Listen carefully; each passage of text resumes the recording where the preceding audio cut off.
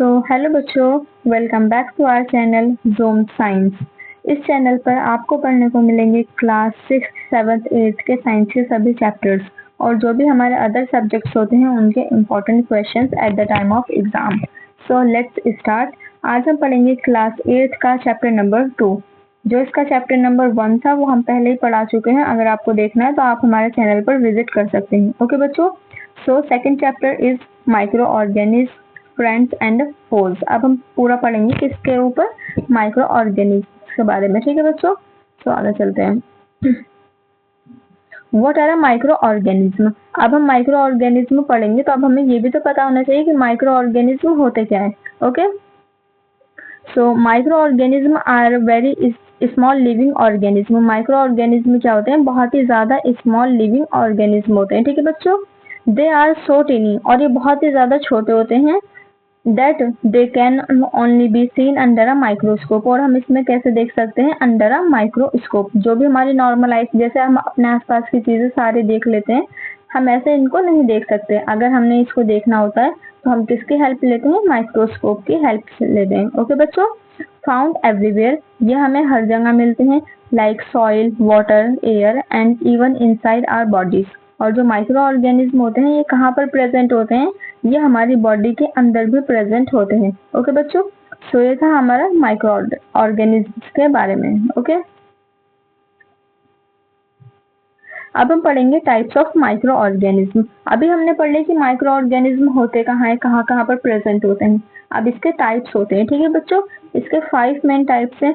First one is the bacteria, second one is the viruses, third one is the fungi and fourth one is the protozoa and fifth one is the algae.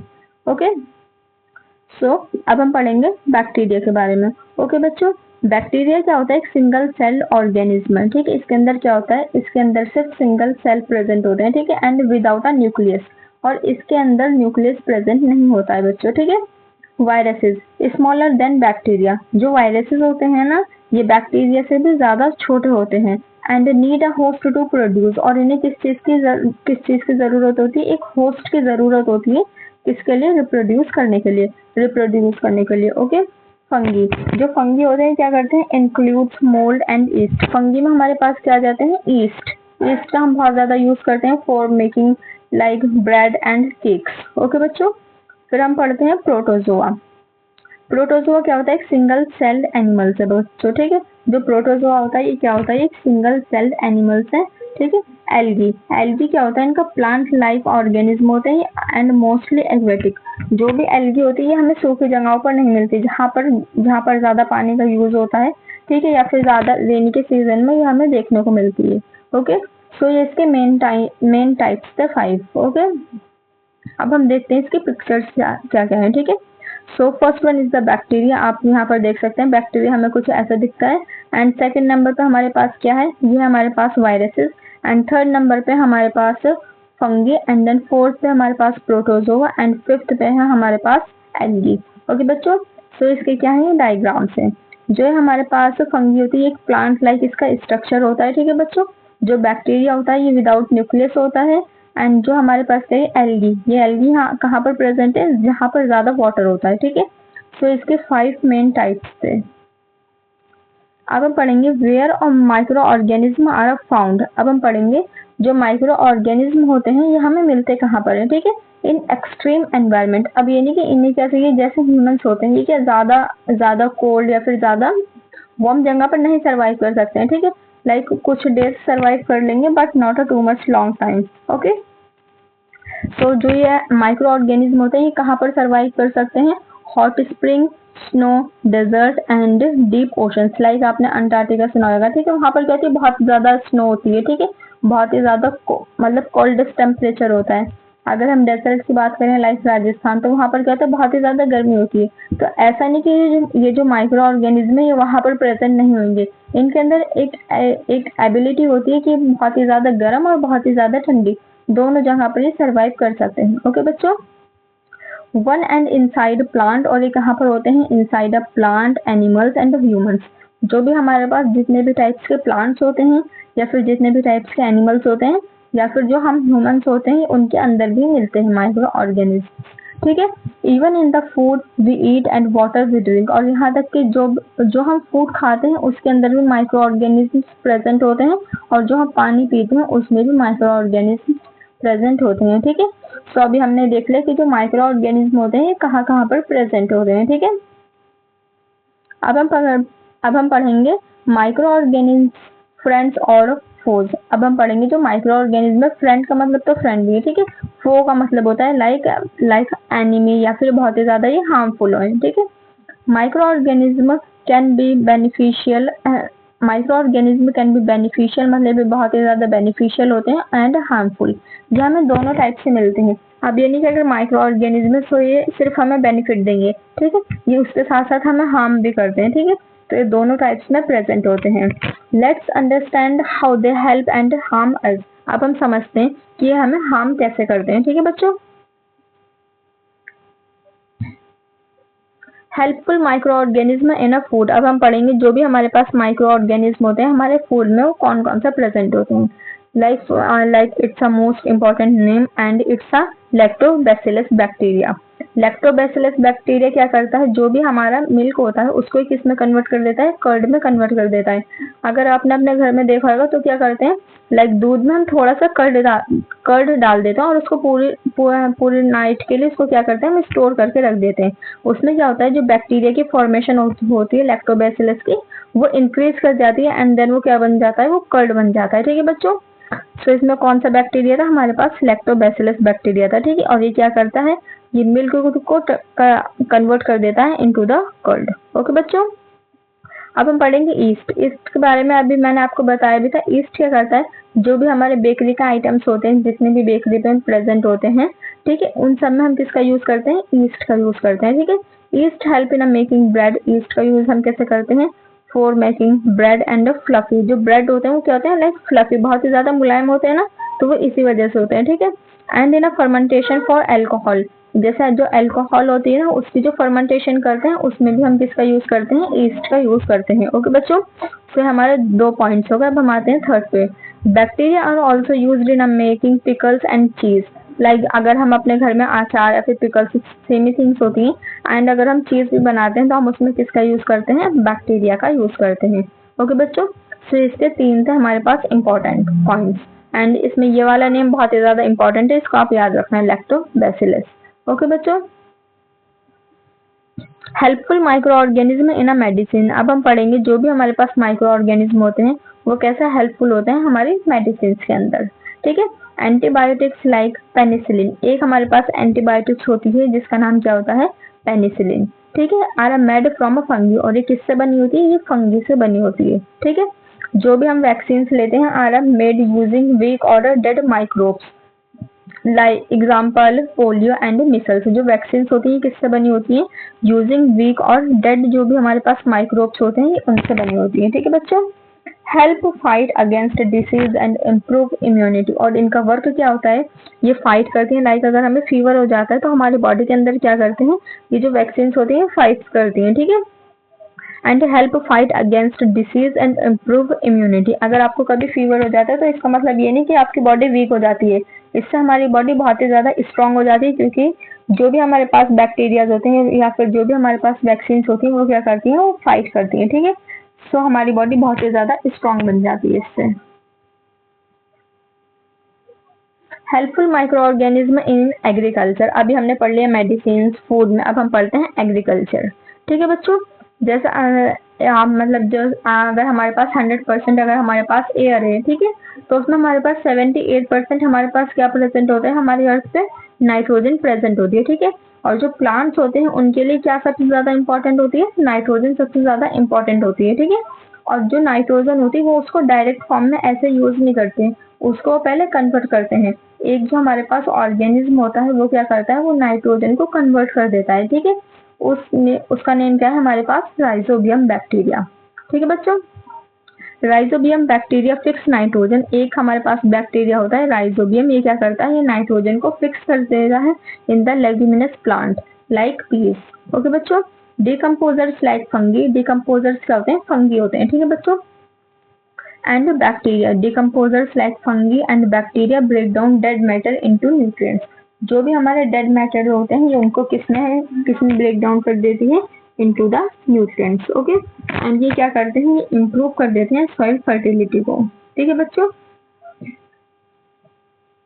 सो ये हमारे से agriculture के इसके कुछ important points. Okay बच्चों, helpful micro organism in cleaning. अब हमने पढ़ लिया एग्रीकल्चर का हम इसमें कैसे यूज करते हैं। अब हम देखेंगे कि अगर हम क्लीनिंग करते हैं तो हम इसमें कैसे यूज करते हैं माइक्रो ऑर्गेनिज्म का। ठीक है, माइक्रोब्स डिकम्पोजेस ऑर्गेनिक। जो माइक्रोब्स होते हैं ये क्या करते हैं, ये डिकम्पोजेस करते हैं ऑर्गेनिक को। ठीक है बच्चों, वेस्ट इनटू हार्मफुल सब्सटेंस। जो भी हमारे पास ऑर्गेनिक वेस्ट होता है किसमें कन्वर्ट कर देते हैं, इनटू हार्मलेस सब्सटेंसेस में। ठीक है, used in a sewage treatment plant.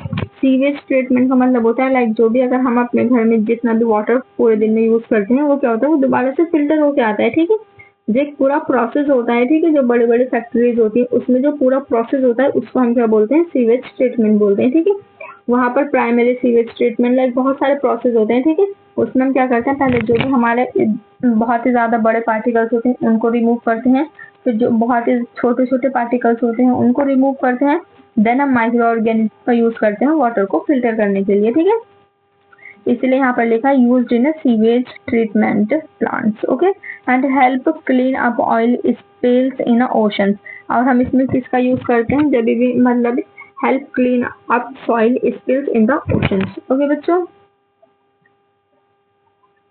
Harmful micro organism disease in humans. अब जो माइक्रो ऑर्गेनिज्म होते हैं ये क्या करते हैं, बहुत सारी डिसीज को भी कॉज कर देते हैं। ठीक है, सम माइक्रोब्स कॉज सीरियस डिसीज। और यही कि बहुत ही नॉर्मल से डिसीज कॉज करते हैं, ये बहुत ही ज्यादा सीरियस डिसीज को कॉज करते हैं। ठीक है, so first one is the tuberculosis. Tuberculosis को हम क्या बोलते हैं, टीबी। जो हमारे पास टीबी होता है ये कि हमें किसके थ्रू होता है, ये होता है हमें बैक्टीरिया के थ्रू। ओके बच्चों, जो हमें मलेरिया होता है ये किसको थ्रू होता है, ये प्रोटोजोआ के थ्रू होता है। ठीक है, एंड जो कोविड-19 या फिर इन्फ्लुएंजा ये किसके थ्रू होते हैं, ये वायरसेस के। ये तो पता है ना आपको कि जो कोविड-19 है ये कैसे कैसे डिसीज थी, ये एक वायरस था। ठीक है, बहुत ही जल्दी स्प्रेड होता था। ठीक है, कॉलेरा एंड टाइफाइड। जो हमें कॉलेरा या फिर टाइफाइड होता है वो किसकी वजह से होता है, वो बैक्टीरिया के थ्रू होता है। ठीक है, सो ये हमारे पास थे 4 मेन इंपॉर्टेंट डिसीज। ओके, जो क्या जो एक कौन कॉज करता है, माइक्रो ऑर्गेनिज्म कॉज करते हैं। ठीक है बच्चों,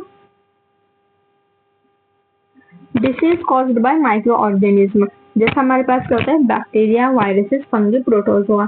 बैक्टीरिया भी हमने क्या पढ़ा था, बैक्टीरिया क्या कॉज करता है, ट्यूबरक्लोसिस, टाइफाइड एंड कॉलेरा। जो हमारे पास वायरसेस होते हैं वो क्या कॉज करते हैं, इन्फ्लुएंजा, HIV, एड्स एंड कोविड-19। जो फंगी होता है ये क्या करते हैं, रिंगवॉर्म एंड एथलीट्स फुट, ये दोनों चीज कॉज करते हैं।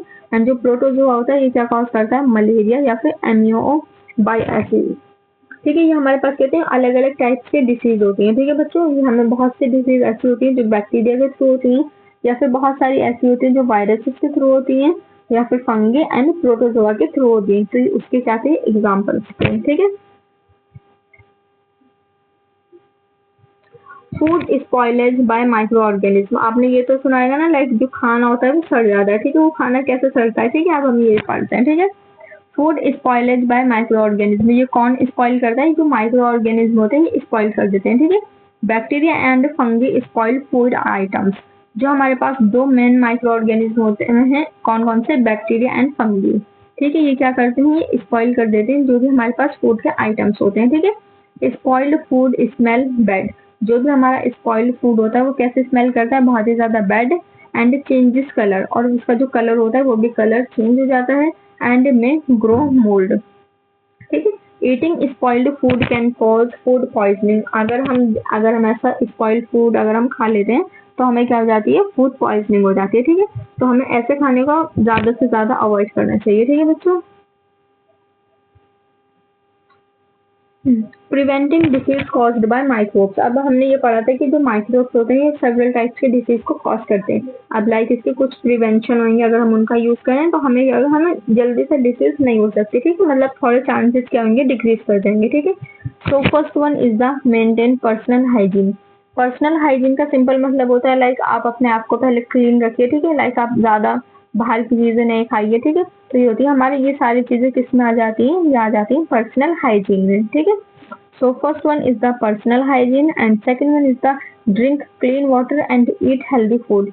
हमें हमेशा क्या करना चाहिए, क्लीन वाटर को पीना चाहिए, ठीक है, and eat healthy foods. Vaccination to prevent viral diseases, अगर हमें वायरल डिसीजेज हो जाती है तो हमें क्या करना चाहिए, हमें वैक्सीनेशन करना चाहिए, ठीक है।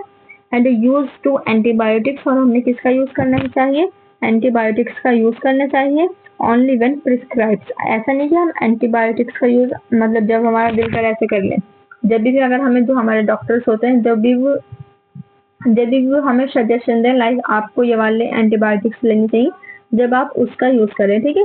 Proper sanitation and waste disposal, जो भी हमारा लाइक वेस्ट होता है उसको हमने क्या करना चाहिए, प्रॉपर डिस्पोज करना चाहिए, ठीक है। इसमें हमारे पास क्या था, कुछ प्रिवेंटिंग डिसीज थे, ठीक है, कॉज्ड बाय द माइक्रोब्स, हमारे पास ये थे, ठीक है। Nitrogen cycle and micro organism, अब जो हमारी ये जो बुक थी इसमें हमारे पास एक लास्ट टॉपिक है and which is nitrogen cycle and micro organism. Micro organism play a key role in the nitrogen cycle. जो भी हमारे पास माइक्रो ऑर्गेनिज्म होते हैं ये बहुत ही ज्यादा की रोल प्ले करते हैं किसके अंदर, नाइट्रोजन साइकिल में, ठीक है बच्चों। ये क्या करते हैं, कन्वर्ट कर देते हैं एटमॉस्फेरिक नाइट्रोजन को into usable form of plants. अभी बताया था कि जो प्लांट्स होते हैं वो नाइट्रोजन का यूज डायरेक्टली नहीं करते हैं, उसके लिए हमने क्या करना होता है, उसके लिए जो राइजोबियम बैक्टीरिया होता है ये क्या करता है, नाइट्रोजन को कन्वर्ट कर देता है, ठीक है। तो जो nitrogen convert atmospheric nitrogen into usable form of plants, ऐसे फॉर्म में इसको क्या कर देते हैं, कन्वर्ट कर देते हैं, जो भी हमारे पास प्लांट्स होते हैं वो इसको इजिली क्या कर सके, उसको यूज कर सके, ठीक है। Decomposers return nitrogen to the soil, जो भी हमारे पास डिकम्पोजर्स होते हैं वो क्या करते हैं, वो नाइट्रोजन को decomposers return nitrogen to the soil, जो भी डिकम्पोजर्स होते हैं ये नाइट्रोजन को रिटर्न कर देते हैं कहाँ पर, सॉइल में, ठीक है। Maintains balance in a nature, और ये पूरा क्या करते हैं, मेंटेन पूरा एक बैलेंस बना के रखते हैं, ठीक है, कहाँ पर, नेचर में, ओके। तो हमारा टॉपिक था nitrogen cycle and micro organism, ठीक है।